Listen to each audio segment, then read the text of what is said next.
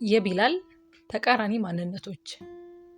በባርነት ዘመኑ ሳለ ድንጉጥ ነበር። አለቃው በጠራው ጊዜ ከነፋስ ፈጥኖ እግሩ ስር ይጣዳል።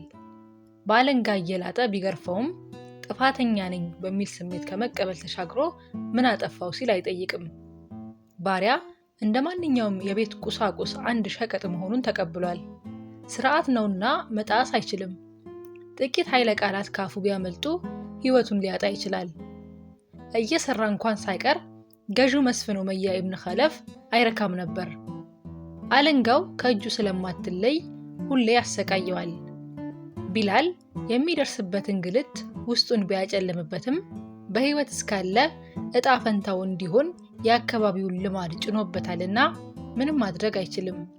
ሲጠሩት ይታዘዛል፣ ሲገርፉት ይገረፋል፣ ሲያበሉት ይበላል፣ ሲያስርቡት ይራባል። በራሱ የሚያደርገው አንዳችን ፍቃድ አልነበረውም። አስተውል፣ ይህ ሁሉ የጭቆና ማዕበል በአንድ ሰው ላይ የታየ ነው።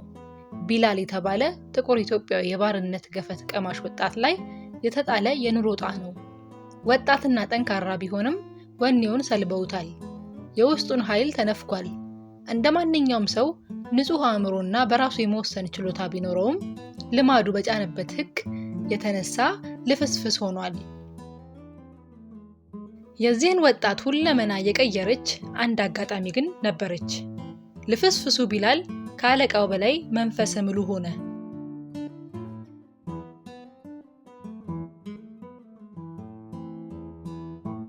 ለዓመታት ፈሪ የነበረ ወጣት እንዴት በአንድ ቅጽበት ከዓለም እንደላቀ ጀግና ይሆናል የሚለው ጥያቄ አሳዳሪውን አስደንግጦታል።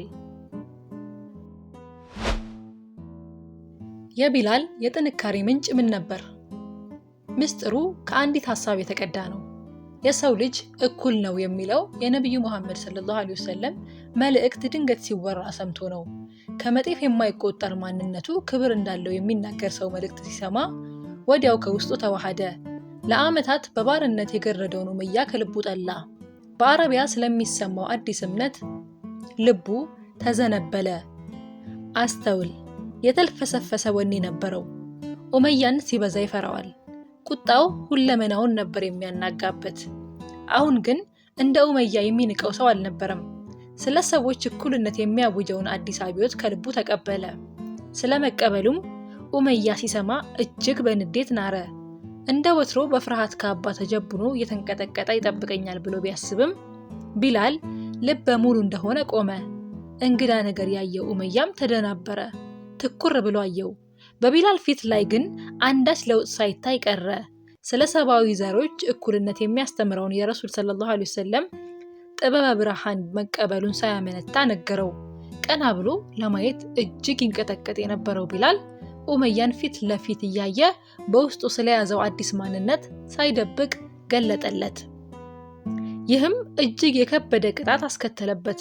ከ40 ዲግሪ ሙቀት በሚልቀው የአረቢያ አሸዋማ ሜዳ ላይ የገዘፈ አለት ሆዱ ላይ በመጫን ኡመያና ግብረ አበሮቹ ይገርፉት ጀመር። የግርፋቱ ምክንያት አዲስ የተቀበለውን አስተሳሰብ ወይም እምነት እንዲተው ነው። ቢላል ግን ፍጹም አዲስ ሰው ሆነባቸው። ለብዙ ሆኖ ከሚገርፉት አለት በላይ የጠነከረ አቋም ያዘባቸው።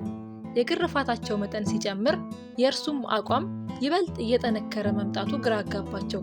በመጨረሻም መግረፋቸው ሲያደክማቸው ከበረሃው ድንጋይ ሆዱ ላይ እንደጫኑበት ጥለውት ሄዱ። ሲመለሱ ግን አቋሙን አልቀየረም። አዲስ በገነባው የውስጥ ማንነቱ ጠነከረ። በየትኛውም ውጫዊ ተጽዕኖ ላይ ቀይረው ጸንቶ ቆየ። በመጨረሻ ከሞት ተርፎ ነፃ ወጣ።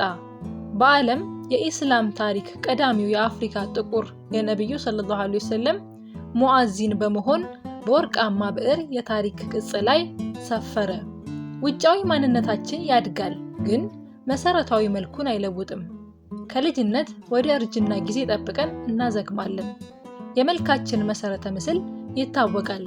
በዚህ የአካላዊ ማንነታችን የምንፈጥረው ተጽዕኖ የለም። እንደተወለድን እናድጋለን። አንደግ ብንል ፍቃድ የለንም። ሞትም በመጣ ጊዜ አንሙት ብንል አንችልም። ሙሉ ነፃነት ያለን በውስጣዊ ማንነታችን ላይ ነው። ደካማውን ስብዕና ማጠንከር ይቻላል። ሰነፉን ማንነት ማጎበዝ ይቻላል።